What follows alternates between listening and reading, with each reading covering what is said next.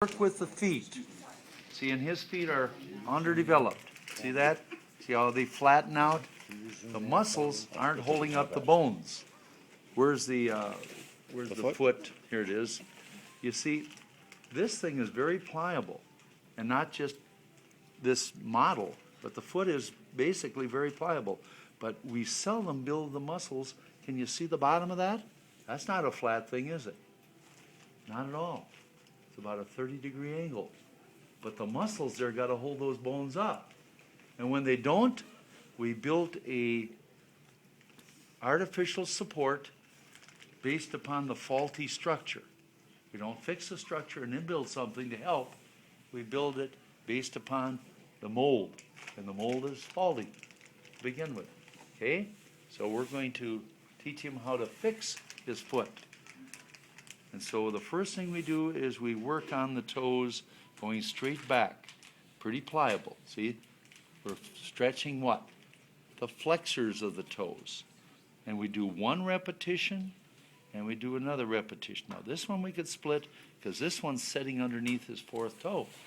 He doesn't get anything out of this arch. This arch doesn't really work. You got two arches, okay?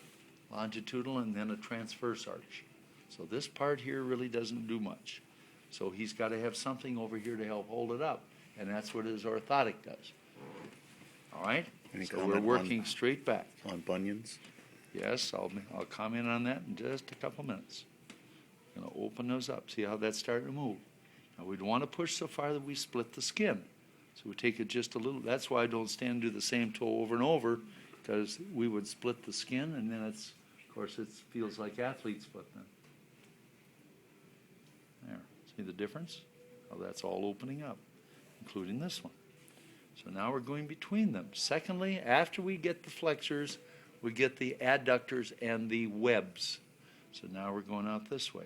Very careful now. Once again, wouldn't take much to split that. They're going to stretch, but we're going to do a little bit at a time so we don't kill this poor guy. Feels good? It definitely feels okay. So far. Yeah. So far. Just wait. Just wait. Now you see how nice those opened up? Look, his little toe is no longer anywhere near his fourth toe already, is it? See, it's the shoe and other things that influence that. So we need to do specific work, because where's all his weight? 200 pounds or 190 pounds is on his feet. And so since his arches don't hold him up, what's he got to do? He's got to have some artificial support, you know? It's kind of like the guy that's always got knee braces because his muscles of his knees aren't that good or whatever. Or back support because his stomach and back muscles aren't working well, etc. Okay? Next, we're going to go down. So I'm going to hold my thumb under the metatarsal head as you push down gently, just a little. Going to the next one. See, and he's got a lot more freedom in there than some of you do. See, he's a good candidate to totally recover. There, popping. Between the joints, some of the adhesive tissues. There we go. And he's pushing his toe down while I assist him. You feel those stretching all the way up through there. And you see what's happening? See all these new vessels that are starting to open up? Circulation's improving. It's warm. It's cool. It's warm. Okay? Doesn't take long. And this is what a lot of people need. Poor circulation. Muscles aren't working right. Neuropathy. We change neuropathy in a day as a rule by doing all of this I do work. have some neuropathy. in my I feet usually from my- start up in your hip, though. See, we release there so the nerves can come through your piriformis, etc., all the way on down. Okay, make sense? All right. So we're going down, and we've got those pretty well opened up, haven't we? See? Now the next thing we're going to do is the idiosyncrasies. The big toe is sliding over. So if we had a bunion or the adductor hallucis is tight and the abductor is weak, see here? This is underdeveloped, isn't it? Hardly any abductor hallucis there. So we're going to move this sideways. And since it's sliding over, I'm going to take below the joint and I'm going to maneuver it over with you. So that big toe starts to be straight ahead where it belongs. It belongs here. It doesn't belong over here. When it slides over here, it pushes this toe over and this toe over, and this one was under here, so everything is like you're wearing high heels then, okay? How do you know you're done? Truth is out. On the weekend. Yeah. We all got some closet stuff probably, so if that's the worst you got, we can handle that. Ask him to see his closet. He keeps them in his wife's, so it's not so conspicuous. Now, two things. These two, we work down and away and up and away to open up these idiosyncrasies, all right? The angles that are pushing this way are going to be overcome by taking and moving down and away, and you can feel the adductor hallucis. And then we're going to take the next one and work down and away also, okay? Down and away. I'd like to help you, but I don't really feel like I Push have your any- toe down. You're moving. You're moving. Yeah, it's moving. See that? He's moving it. We're going to assist him. And again. And you can see what's happening to the big toe. It started to open up. But one of the problems is right here. Can you see that tissue, how tight that is? So we've got to hold this tissue here, the toes, and go up and away. Look how tight that is. See? See right there? I would like to split. We're not going to do that. And then the second toe, up and away. Look at, see, it doesn't move either, does it? After a while, see, the foot conforms to whatever, and it doesn't move. And yet the most freely movable joints in the body are really the feet. They can emulate the hand in so many ways. I have an artist friend who was born without arms, so how does he paint? How does he eat? How does he dress? With his feet. So he's cultivated that to, wow. All right, so now we're going to come up and away again. There, much better. You feel that moving now. Okay? Hey, Aaron? Yes. On China's Got Talent, there's a young man who has no arms and he plays the piano with his toes. You can Google China's Got Talent, playing piano with toes, and you'll see. You put a thing under there, Aaron has none. All right, now we're going to turn your foot in. So we're going to do supination. Now, supination, we control the calcaneus. And we're going to turn the mid-tarsals and phalanges, which should turn 90 degrees. Pretty close. Turn your foot. There you go. You feel that moving. Once we got the toes open, everything works a whole lot different. And then we're going to hold the calcaneus and go the other way. And 45 is normal here. He's got exceptional movement in there. What doesn't he have? Stability. The stability of the muscles, see?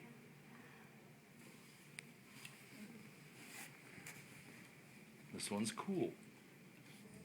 See, and this is very tight, isn't it? Right here, very tight. That one's tight, but not as.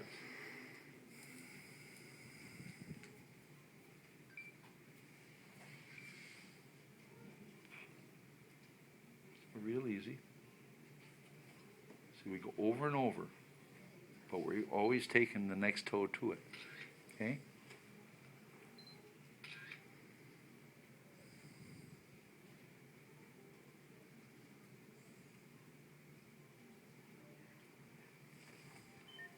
Okay?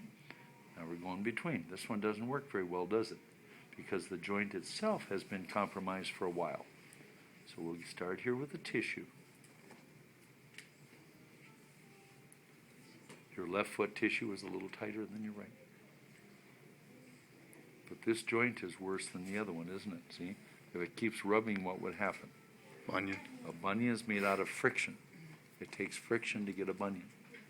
If you eliminate friction, the bunion goes away. It just goes away. You don't have to have them cut off.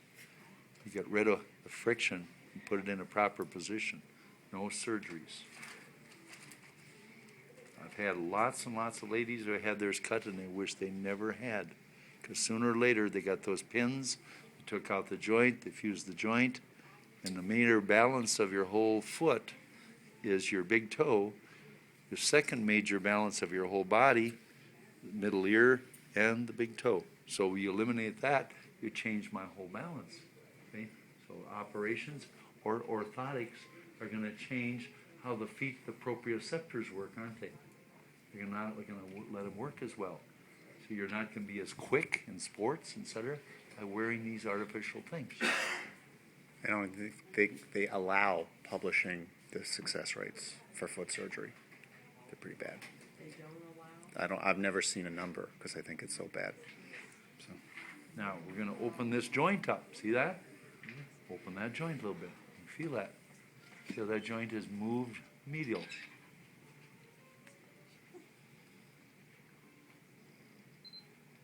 See, David's trying to move it, and I'm helping him. Now we're going to come down and away. So I'm going to hold these toes, and we're going to go down and away to open up the adductor hallucis. See? There. See, and the joint even moved.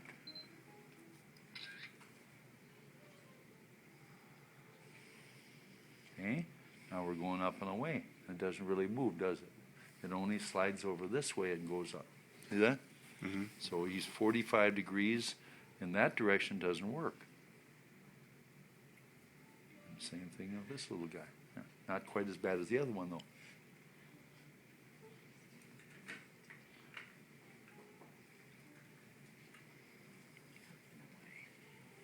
Now we're going down and away again. Yeah, look at the difference there. That was a good one. There, some more. See, all that adhesed tissue in there is breaking loose. Now look here. You see the difference?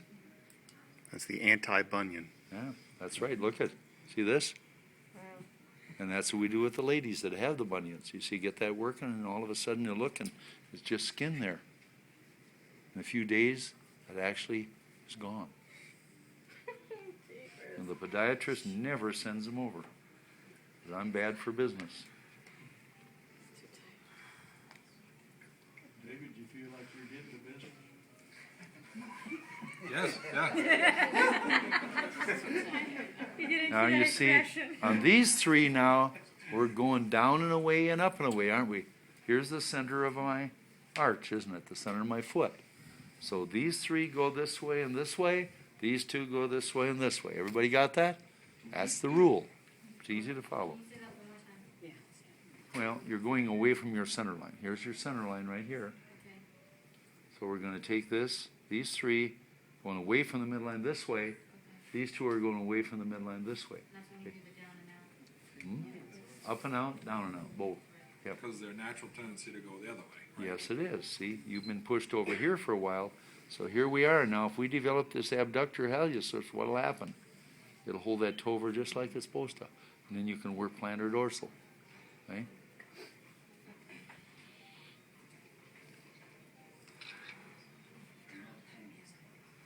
I don't want you to forget me, David. All right. I'll remember. We're going up at a 45 now. Okay. Easy now. There you go.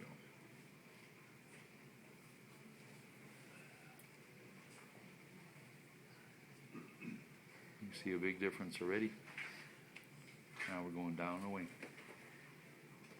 So I'll hold these two while we go down and away. You get a better, stable movement.